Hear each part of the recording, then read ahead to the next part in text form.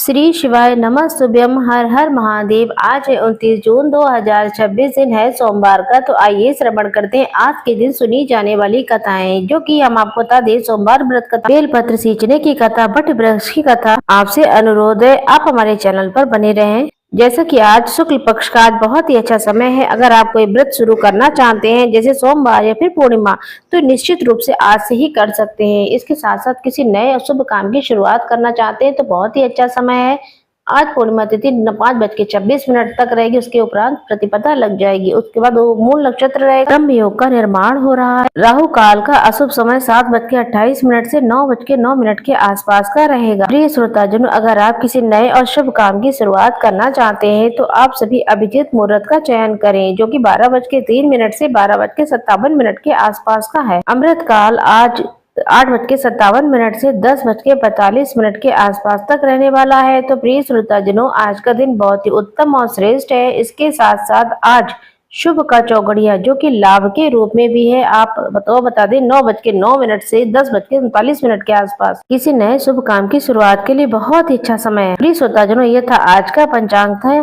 तो अब बात करते हैं भद्रा काल की। भद्रा का वास आज इस पृथ्वी पर नहीं, इस कारण से ये नए शुभ काम के लिए बिल्कुल भी सही है, अच्छा समय है। अर्थात कोई भी नया कार्य आज शुरू किया जा सकता है। तो बोलिए प्रेम से भोलेनाथ बाबा की जय। सोमवार व्रत कथा के अनुसार एक नगर में एक बहुत ही धनवान साहूकार था। उसके घर में अन्य धन की कोई कमी नहीं थी, लेकिन उसके कोई संतान न होने के कारण वह बहुत ही ज्यादा दुखी परेशान रहा करता था। संतान प्राप्ति के लिए वह हर सोमवार को मंदिर जाता था, पूजा पाठ करता था, विशेष महादेव का अर्चन करता, पूरी श्रद्धा के साथ विशेष भक्तों की सेवा भी करता था।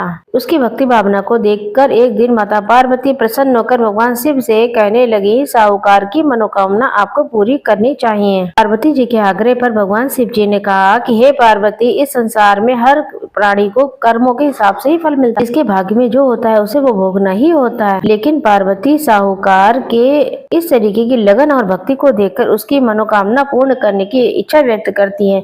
पार्वती जी के आग्रह पर शिव जी ने साहूकार को पुत्र प्राप्ति का वरदान तो दे दिया, लेकिन उन्होंने कहा ये बालक सिर्फ 12 वर्ष तक ही जीवित रहेगा। माता पार्वती और भगवान शिव की बातचीत साहूकार सुन रहा था, इसलिए उसे ना तो कोई खुशी हुई ना ही कोई दुख हुआ।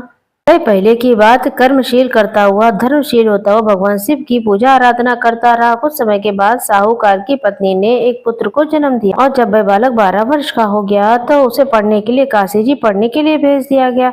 साहूकार के साले यानी कि पुत्र के मामा को बुलाया गया, उन्हें बहुत सारा धन दिया गया और कहा कि इस बालक को काशी जी पढ़ने को ले जाओ और तुम लोग रास्ते में यज्ञ कराते जाना, ब्राह्मणों को भोजन कराते, दक्षिणा देते हुए जाना। दोनों मामा भांजे यज्ञ कराते, ब्राह्मणों को दान दक्षिणा देते हुए काशी जी पढ़ने पहुंच गए। इसी दौरान रास्ते में एक नगर पड़ा था। उस नगर के राजा की कन्या का विवाह हो रहा था। जिस राजकुमार से उनका विवाह होना था वह एक आंख से काना था। राजकुमार के पिता ने अपने पुत्र के काने होने की बात को छिपाने के लिए सोचा, क्यों ना साहूकार के पुत्र को दूल्हा बनाकर राजकुमारी से विवाह करा दिया जाए।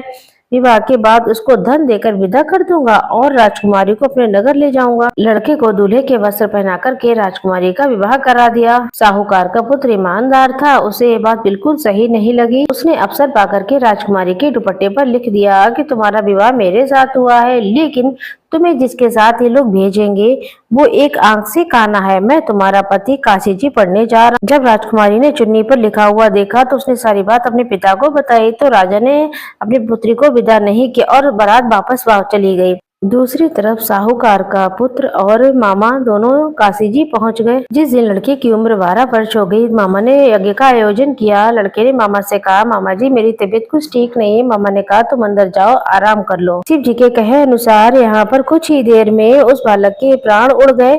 तब मृत भांजे को देख करके मामा ने विलाप करना शुरू कर दिया। संयोगवश उसी समय शिव जी और पार्वती जी उधर से जा रहे थे। पार्वती माता ने भोलेनाथ से कहा। पार्वती जी बोली, इसके रोने की आवाज मुझसे सहन नहीं हो रही है, कृपया इस व्यक्ति के कष्टों को आपको अवश्य ही दूर करना चाहिए।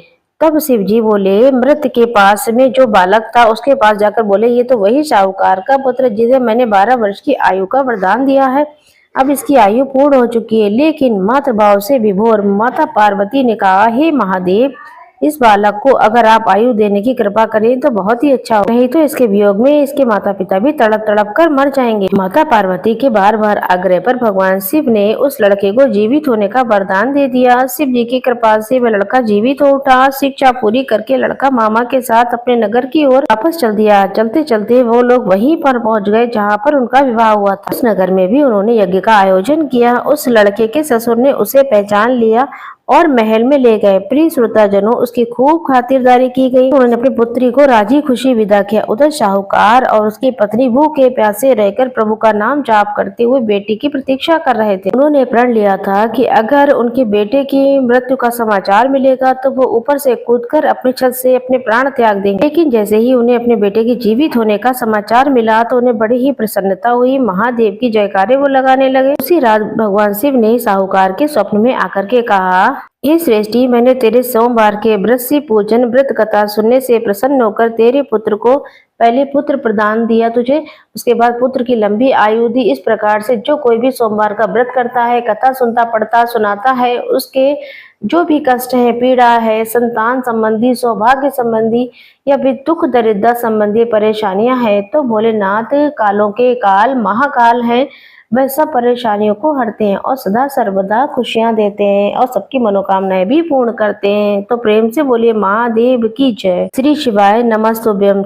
हे बोले बाबा, जैसे आपने साहूकार को पुत्र दिया, उसकी लंबी आयु दी, उनको सौभाग्य दिया और अंत में शिव लोक दिया, उसी तरीके से आज के शुभ दिन में इस कथा को जो सुने उसकी सभी मनोकामनाएं आप पूर्ण करना। तो प्रेम से बोलिए भोलेनाथ की जय, महादेव की जय।